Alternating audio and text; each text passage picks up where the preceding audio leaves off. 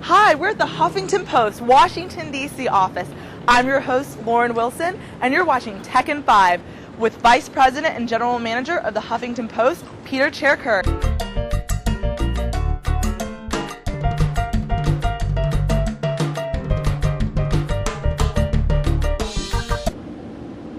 Good afternoon. We stopped by the Huffington Post, Washington, D.C. office to meet with Peter Cherukuri, Vice President and General Manager of the Huffington Post.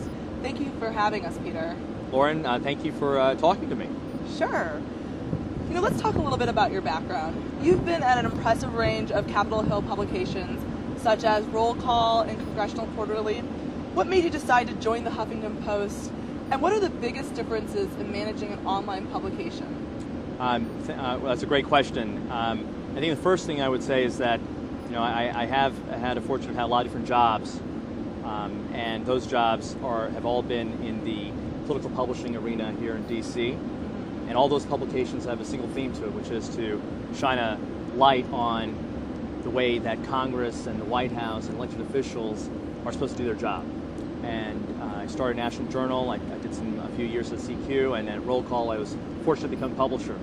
And it was in that Roll Call job that I think it really dawned on me the mission that we have here to serve as a city on the hill, as an industry, to help people do their jobs here in Washington, but also to make sure that the political operatives and players and actors all do it with a certain amount of integrity.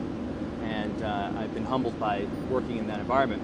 And at the same time, those years that I've spent with those publications have had the good fortune of working with agencies from a monetization perspective, like Hill & Knowlton, who I've gotten to know and respect over the years. It kind of blazed a trail with Frank Mankiewicz back in the early days. Oh, great. And today it continues to be one of the top agencies, and I'm happy to talk to you about that. The other aspect in terms of your question, in terms of the difference of Huffington Post, I think one is about my role is that I play a small role in a large organization that we're trying, from Huffington Post's headquarters or in New York, we're trying to understand what our opportunity is here in this market. Our roots are in politics. We have a great bureau here of people who report on Congress and the White House and have been doing this successfully for the last couple of years. We are continuing to expand that, and then also to help the market understand where we fit in terms of media consumption among opinion leaders, as well as the monetization piece from advertisers. And my role is small in compared to, we have a lot of great leadership in this company. Of course, Ariana is the most on the business side, great CEO Eric Hippo, who came from Ziff Davis. He founded Ziff Davis. He's one of the most successful venture capitalists in our country. Greg Coleman, who used to be at Yahoo and AOL. Phil Kara, who also used to be at Yahoo. And we have this impressive cast of characters there. And on the editorial side, we have Jay Singh, who was at Reader's Digest, as well as Ziff Davis. And then we have Nikhil Pitney, who is heads up our editorial team here in D.C., as well as serves as kind of our, he understands the zeitgeist of our country, as well as what needs to be on our front page. And so I'm humbled to be working with these guys. And the difference between what Huffington Post does and these other publications in Washington and in the media industry by and large is that we understand that a voice and attitude about the world is important to help our readers understand what's important. And that voice and attitude we've applied using a variety of tools to tell stories, and that's tools that range from our own reporting to blog posts to community to crowdsourcing. And I think it's that humility that we've brought to storytelling and harnessing technology tools that separates us from other publications. Great. The reason why I think people are so drawn to the Huffington Post is the fact that you guys have so many different verticals that cater to all different audiences.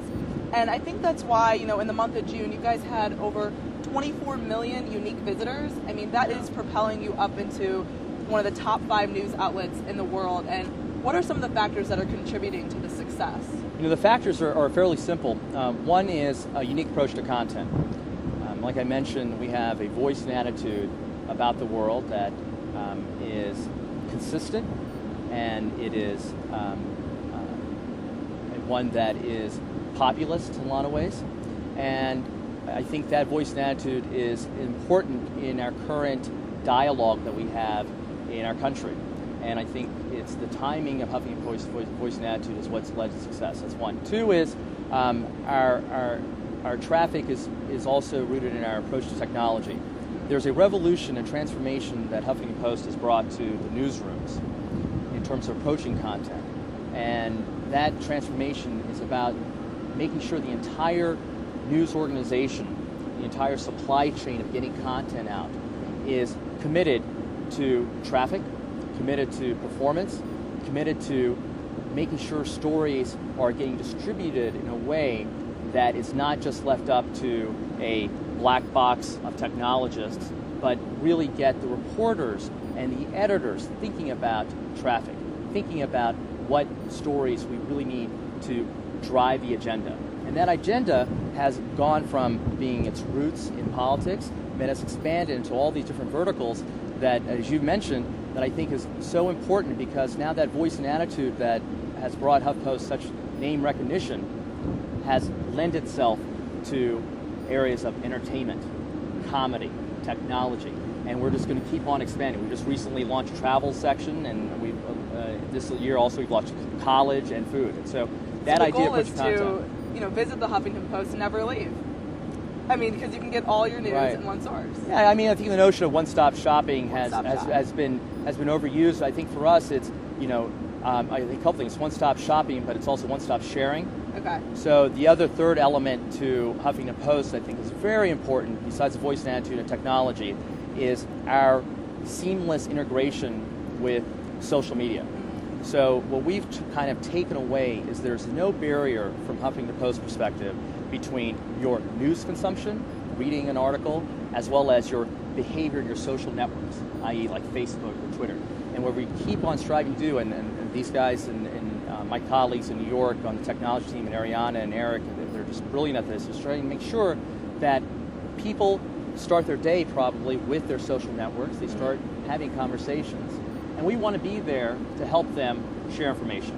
And again, it's that humility, the approach to content, that's the core thing. So those are the three reasons that I think that Huffington Post has kind of separated itself from the pack.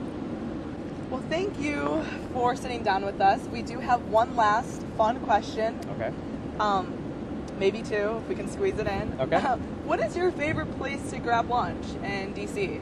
Besides my desk, I think there's some great restaurants, but I'm often at the Bombay Club here in town, and BLT Steak, because they're around the corner, and so we can J&G. Catch you at either place. Another underrated place, but I go to a lot, is J&G Steakhouse at the W. Wow. They are a fantastic operation there, and I've been spending a lot of time at that place. But So those are some places to catch you from time to time? I think so. I hope so. Don't stalk me. All right, well, hey, if I catch you out, you're buying lunch. Okay. All right. I guess.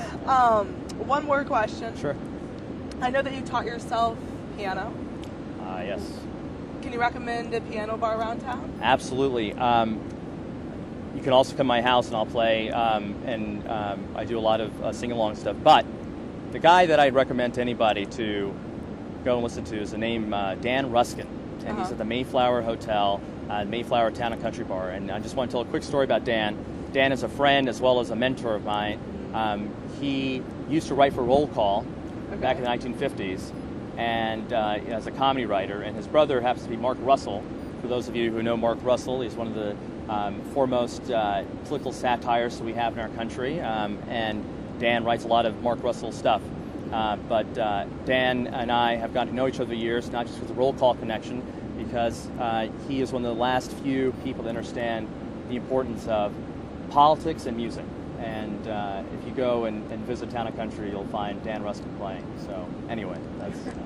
Well, great. We will have to check him out. Well, we very much enjoyed being with you this afternoon, and we hope to see you around soon. Thank you, Lauren, and thank you, Hill Knowlton. Thank you.